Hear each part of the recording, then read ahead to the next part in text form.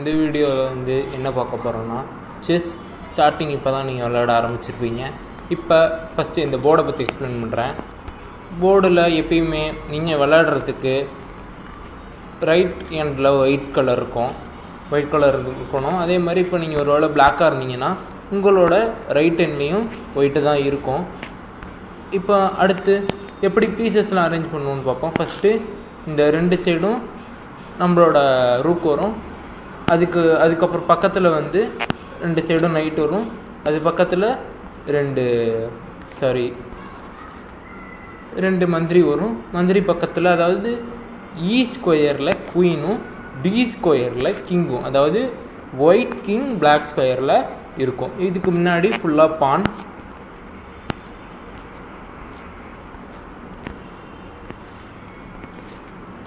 இதே மாதிரி தான் அந்த சைடு பொசிஷன் இருக்கும். ஸோ நெக்ஸ்ட்டு போர்டில் வந்து நீங்கள் பார்த்தீங்கன்னா மொத்தம் வந்து 8x8 போர்டு தான் செஸ் போர்டு.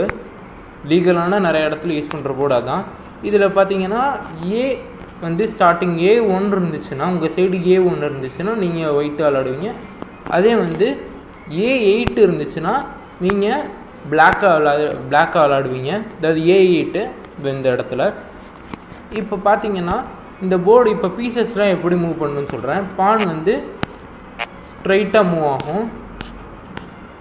ஸ்டார்டிங் மட்டும் 2 மூவ் வரும், ஆனால் அதுக்கப்புறம் ஒரு மூவ் தான் வரும். இப்போ ஸ்டார்டிங்கில் ஒரு மூவ் வச்சுட்டோன்னா அதுக்கப்புறம் ஃபுல்லாக ஒரு மூவ் தான் பானால் வர முடியும்.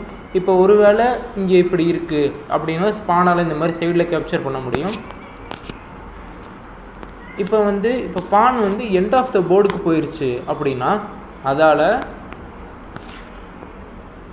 நைட்டாக ட்ரான்ஸ்ஃபார்ம் ஆக முடியும், இல்லாட்டினா பிஷப்பாக ட்ரான்ஸ்ஃபார்ம் ஆக முடியும், ரூக்காக ட்ரான்ஸ்ஃபார்ம் ஆக முடியும், குயினாக ட்ரான்ஸ்ஃபார்ம் ஆக முடியும். கிங்கை தவிர எதுவாக வேணால் மாற முடியும். இதான் பானோட மூமெண்ட். அப்புறம் இப்போ நைட்டோட மூமெண்ட் சில பேர்த்து குழப்பம். ஈஸியாக சொல்லணுன்னா எள்ளு அப்படின்னு சொல்லுவாங்க. இந்த ஸ்கொயர், அதாவது இப்போ இந்த நைட் இங்கே இருக்குது, இந்த நைட்டு வந்து எங்கெங்கெல்லாம் போகும்னா இந்த ஸ்கொயர், இந்த ஸ்கொயர், இந்த ஸ்கொயர், இந்த ஸ்கொயர், இந்த ஸ்கொயர், இந்த ஸ்கொயர், இதுக்கெல்லாம் தான் நைட் மூவ் ஆகும். எல் ஷேப்பில் மூவ் ஆகும். இப்போ இங்கேருந்து இது எல் ஷேப்பு, இங்கேருந்து இது எல் ஷேப்பு, இங்கேருந்து இது எல் ஷேப்பு, இங்கேருந்து இது எல் ஷேப்பு, இங்கே வரும், இங்கேருந்து இது எல் ஷேப்பு, இங்கேருந்து இது இந்த எல் ஷேப், இங்கேருந்து இந்த ஸ்கொயருக்கு, இங்கேருந்து இது எல் ஷேப்பு. இந்த மாதிரி தான் ஹார்ஸ் ஜம்ப் ஆகும். அடுத்து பிஷப். இப்போ பிஷப் எப்படி ஜம்ப் ஆகும்னா, இப்போ என்ன கலரில் பிஷப் இருக்குன்னு பார்க்கணும். இப்போ பிளாக் கலர் பிஷப்னா பிளாக் டைகனலில் தான் ஜம்ப் ஆகும், ஒயிட் டைகனலுக்கு அதில் போக முடியாது. இப்போ இது ஒரு வேளை ஒயிட் டைகனல் பிஷப்பாக இருந்துச்சுன்னா ஒயிட் டைகனலுக்குள்ளே தான் வரும், பிளாக் டைகனலில் அதில் போக முடியாது. இப்போ ரூக் வந்து ரொம்ப ஈஸி, ஜஸ்ட்டு ஹரிசாண்டல். இப்போ ஒரு வேளை இங்கே ரூக் இருக்குன்னு வச்சுக்கிட்டிங்கன்னா இது ஃபுல்லாக ஸ்ட்ரைட்டாக போகும். இப்போ குயின் எப்படின்னா இந்த ரூக்கையும் இந்த பிஷப்பையும் சேர்த்தா எப்படி மூவ் ஆகுமோ அது மாதிரி தான் குயினுக்கு வந்து அதால் எல்லா டயகனல்ஸும் அதை இருக்க டயகனலில் போக முடியும். அதே மாதிரி எல்லா ஹரிசாண்டல் டைரக்ஷன்லேயும் போக முடியும். இதுதான் குயினோட மூவ். இப்போ கிங்குக்கு ஒரே ஒரு மூவ் தான், சிங்கிள் மூவ்.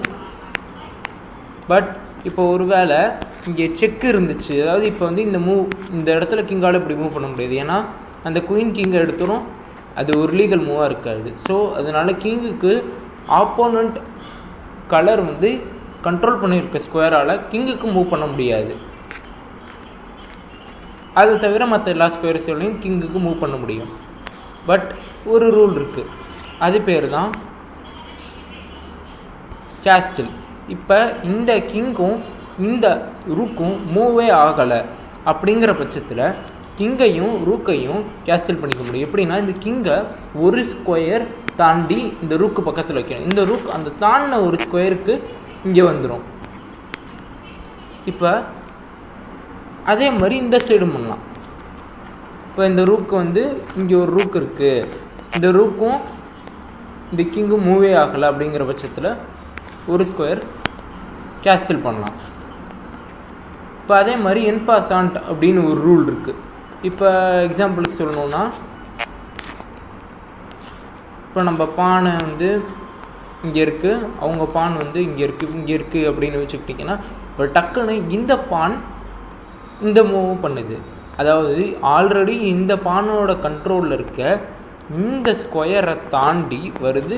அதுவும் வந்து அதோட ஃபஸ்ட்டு மூமெண்ட்டில் எப்போன்னு பார்த்தீங்கன்னா, அதோட ஃபஸ்ட்டு மூவில் நம்ம பானோட கண்ட்ரோலில் இருக்க ஸ்கொயரை தாண்டி வருது. அப்போ நம்மளால் இந்த பானை இப்படி வச்சு இந்த பானை எடுத்துக்க முடியும். இது ஒரு ரூல். பட் என்ன ஒரு பிரச்சனைனா, இப்போ நம்ம ஒரு வேளை இங்கே இருக்குது, இங்கே வந்துருச்சு, ஒரு வேளை நம்ம இங்கே மூவ் பண்ணிட்டோம்னா இப்போ நம்மளால் இந்த பானை மூவ் பண்ண முடியாது. அதாவது என் பாசன் பண்ண முடியாது. அவங்க வைக்கிற அடுத்த மூவ்லேயே என் பாசன் பண்ணிடணும். இல்லாட்டினா அந்த மூவ் வேலிட் கிடையாது. இவ்வளோ தான் இந்த வீடியோ.